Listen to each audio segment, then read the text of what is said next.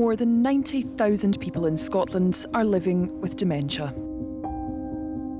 I was terrified. I was like, oh my gosh, because what are we going to do? Like, how is this going to affect her? How long has she got? The number of deaths caused by the condition and Alzheimer's disease is on the rise. With an ageing population and limited treatment options, more families are struggling with the toll it takes on all their lives. Isolation is one of the worst things that someone with a diagnosis of dementia can face. But experts are hopeful of a long-awaited breakthrough. If we can detect Alzheimer's disease really early, I think there's every opportunity that we can cure the Alzheimer's disease. And there, of course, no one should get dementia. So that's me ready, and I'm going up to visit my mum. I'm hoping she's in a good mood today. Sometimes she can be in a bad mood, sometimes she can be in a good mood. It's 50-50. But either way, we try and make her happy, try and cheer her up. And hopefully she's missed me. Let's go have a wee sit down. Linda Sutherland was diagnosed with Alzheimer's disease when she was just 59. A high school science teacher who spoke 3 languages, she had a passion for reading and learning. There, is that better? I still get people contacting me today saying that she used to be their teacher and said that she had a great dry sense of humour, that they always remember and that she was good at her job because she liked to find people in the class that were struggling, that might be outspoken or shown off, but she knew they were smart, so she wanted to help them because she knew some people had problems at home and it might just be a front, but she was a very caring person. She used to always give me my breakfast in bed every morning, so I was quite spoiled with her. She was very quiet and computer dad, wasn't she? Oh, yeah, like chalk and cheese. Yeah. Yeah. Her son Graham started to notice changes in his mum's personality during a trip to London. She likes Harry Potter, so I took her to the studios for her birthday. And when we got there, her clothes weren't the cleanest. She was putting them on inside out and she was spraying deodorant in her shoes. And when I'd ask her what she was doing, she was saying she was meaning it, as if she was trying to hide that wasn't normal. And when we went to the studios, I had a camera. She couldn't press a button, no matter how many times I showed her. She just couldn't work out how to press a button. And she'd get really upset about it. Linda's husband had died shortly before that, and at first doctors put her symptoms down to depression. But Graham and his sister Kirsten knew they had to push for more answers. The hospital phoned and told me that she had Alzheimer's. I was quite teary, obviously, like it wasn't what you wanted to hear, but I had to show face for mum. We just sat her down and I just said to her, look, like we're all here and do you think you may have a wee bit of dementia or Alzheimer's? And she said, yeah, I think I do. And I said, well, the hospital phoned and you do, mum, you've got Alzheimer's. But don't be scared and don't be frightened because we'll always be here for you. You've got nothing to worry about. When it comes to a day you can't make decisions or you get ill, you'll always have us. So she walked upstairs, became quite teary, probably with a couple of emotions, relief and a wee bit being scared, and came downstairs and she said, well, that's me then, I've got dementia. Hello. Hello. Hi, you come. Can you come? Brilliant. Thank God. I was working all day. Alzheimer's disease causes the brain to shrink and brain cells to die. It's the most common cause of dementia. I was terrified. I was like, oh my gosh, because what are we going to do? Like, how is this going to affect her? How long has she got as well? Nobody can tell you that anyway, but there was not a lot of information. Everything was very clinical. There wasn't a lot of empathy. There wasn't a lot of, oh, we've got this to support you. For almost 10 years, Kirsten and Graham cared for their mum around the clock. That must have had a big toll on two of you to come to terms with as well. Oh yeah, big time. Yeah, we kind of just winged it to begin with, like her working night shift, me working day shift, so we'd always swap over, so there was always someone there, but after a couple of years it's draining on you, trying to deal with it too, so when it came to the weekends, that free time we had with her wasn't great because you just wanted to rest, but then we had to do things with her, take her out, so it kind of had a toll mentally and quite physically on us. People aren't all carers, so you start to maybe lose friends that you don't see as much anymore because they maybe don't understand the concept of you've got to be 24 hours a day almost to look after her, so it's quite draining. Mum. Linda.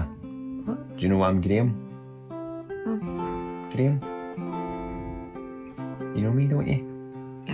Graham now posts about their experience on TikTok to raise awareness and support others going through the same thing. I think training would be the most vital thing you could do, is to train somebody and educate them, because I mean, Graham didn't know anything about Alzheimer's. Like, I don't know the difference 7 between years dementia and ago. Alzheimer's, and I've learned different from kind of Googling it and just dealing with it.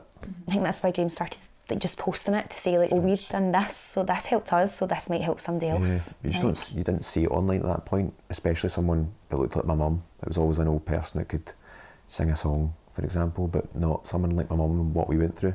Right, so last week, remember we Throughout the process, they've been supported by Alzheimer's Scotland. Like the Sutherlands, many families across Scotland still rely on charities for help and information. By what name are Scottish mountains over 3,000 foot high known by?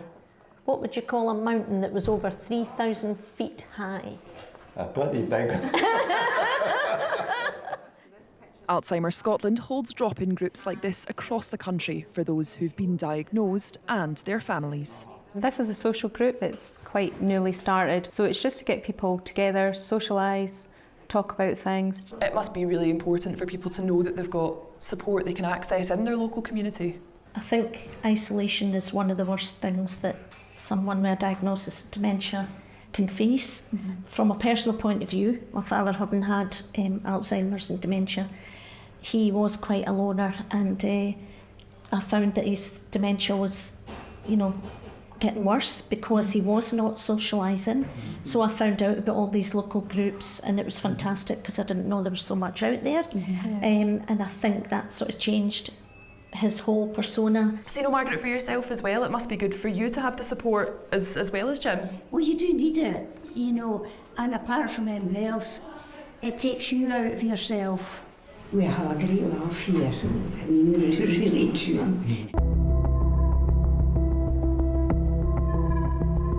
At the Scottish Brain Sciences Centre in Edinburgh, doctors are committed to finding a breakthrough to treat dementia before it develops.